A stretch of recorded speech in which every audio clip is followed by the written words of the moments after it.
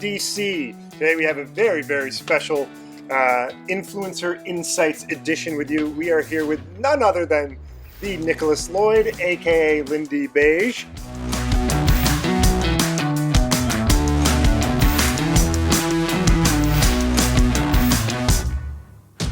Thank you, Lloyd, for joining us today. Yes, good evening, good morrow, good afternoon. So let's just dive right into that. We've got a few questions for you, if you'd be so kind.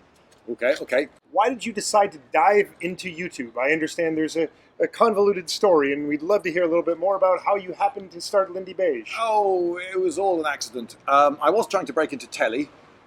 This was before YouTube even existed. This was late 1990s, and I wanted to be on telly with a series that I had this idea for called Built for the Stone Age. It was all about human evolution. I'd been hired as a researcher, and whilst doing the research for this show that another company wanted to pitch, I thought, actually, I think they're going about it all wrong. They should do it this way. They should do it as a comedy, and it'll be much funnier, and the people will like it more, and they'll remember it. And no one believed me, so I had faith in the project. I shot it myself with my own money, which was perhaps silly, and loads of people told me it was very stupid. And then I had this pilot, which I couldn't show to any commissioners with the power to actually put it on television because I wasn't famous.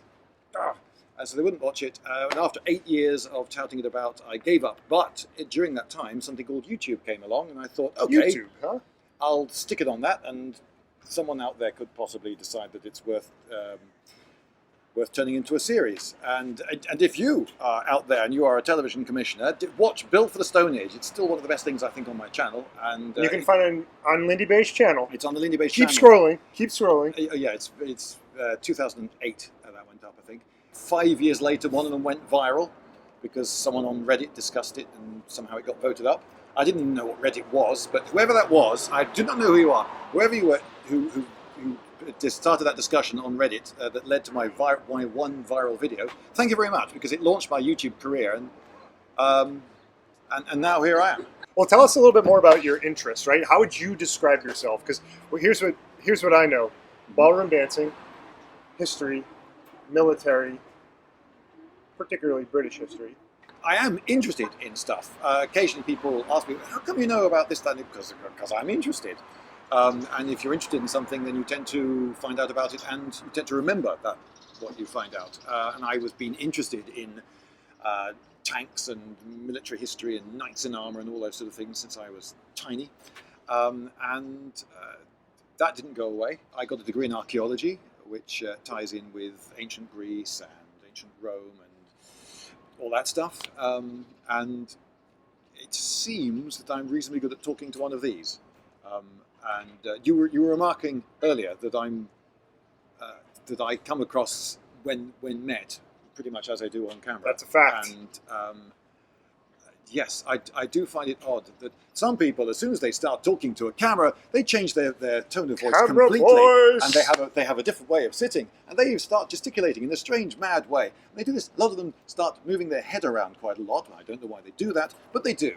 And I find that not just exhausting to do, but exhausting to watch as well. People hate it. People can sniff out inauthenticity like that. You do a wonderful job of advocating for brands that you actually care about or are interested in. And so what's the process like for you to determine, one, if a brand is a good fit or not, and two, to figure out a way you can communicate the brand's values in a way that your audience is still going to be very interested in it? If it ties in with the topic that I am talking about, that's easy. Say the history of the Mongols in India. Yes, if there's someone selling Mongols, then I can. And if you want to buy one of these, I can segue into that advert very easily. If it ties in with the subject matter, that's just a gift. So right. Because I can segue into the advert. Sometimes it doesn't tie in with what I'm talking about. Sometimes not at all. In which case, that's a bit of a gift as well, because I can use the fact that it's such a non sequitur that it becomes a joke. I try to react to the product as myself. Well, I do. I react to the product as myself. Right. So if I really do not know very much about it, I will make it quite plain. I really don't know much about this. Recently, I did an advert for men's grooming products, and clearly I don't use any of them, and I just talked about what it said on the outside of the tubes. But your audience loved it, and it seemed to do very, very well, where people are much more likely to buy Dollar Shave because of it, even though you were quite clear about, I'm not into men's grooming products. I think I got away with it. Yes, so just reacting as myself. If something is interesting, then it's very easy for me to talk about it, because if I'm interested in something, I will sound interested. Right. It'll be in my tone of voice. It's a miraculous concept. If you're interested in something, you'll sound interested in it, and if you're not interested in it, you'll sound uninterested. Yes, but you can make yourself interested by I nearly said mocking. No, I'm going to say mock. We've had this phrase. Apparently, I just Taking the piss. Taking the piss. It's an English phrase to mean to mock, but not necessarily in a Negative. jeering way. No. You can lovingly take the piss out of. Yeah, give someone a hard time, so to speak. Yeah, friends take the piss out of each other. You're making someone aware that there is this product, that there is this offer, and however you do that can work. So if you do it with a joke and it becomes memorable because there's a joke and they find it funny, and they go, hey, have you seen this guy? He's advertising something even though he clearly doesn't know what it is, and it's funny. Right. Then people will share that. And so in terms of raising awareness, that can perhaps work better than yet another advert for something that everybody knows. 2 last questions for you. Okay. Number 1 is, if you were to make one recommendation to someone who's leading a marketing team about the best way to work with influencers, what would that piece of advice be? Be patient. Be patient. As you know, I do tend to do things at the last minute. It's never planned that way. I always give myself plenty of time, but then something comes up, Right. and it's always easy to do it tomorrow for a good reason. And so a certain amount of patience and tolerance. Play to their strengths. Don't ever try to foist on someone an approach, a style, an idea. People know usually what they're good at and want to stay in their comfort zone and play to their strengths. So yes, let them advertise their way. We like to say give creative control to the creators, right? That's what you're best at, is you know how to connect with your audience. So we always say to a brand, let go, let the creators connect with the audience in the way that they know how to do so, because you ultimately know how to connect with your audience better than any particular brand. And so when a brand like Dollar Shave lets you go and do your thing, it's going to be much more effective than if they were to say, like, you have to do X, Y, and Z. If I have to compromise my on-screen presence, my on-screen reputation long term, It's never worth it. by clearly doing something that goes against my character, then I think it's not worth it. It's if I have other sponsors, I'm not going to starve. Thinking long term, I would turn them down. And well, you know, I have turned down. Many people.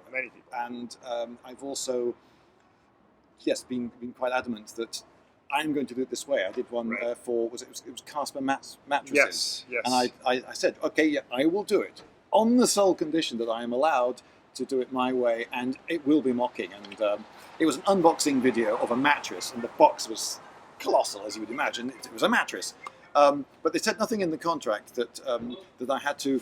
I had to do the unboxing, but I didn't have to necessarily talk about the mattress at any great length. About the box. So I talked about the box and all the things that you could do with the box, and that made it memorable. And so people presumably did share it because they thought it was funny. Absolutely. And then every time they share it, it's got Casper.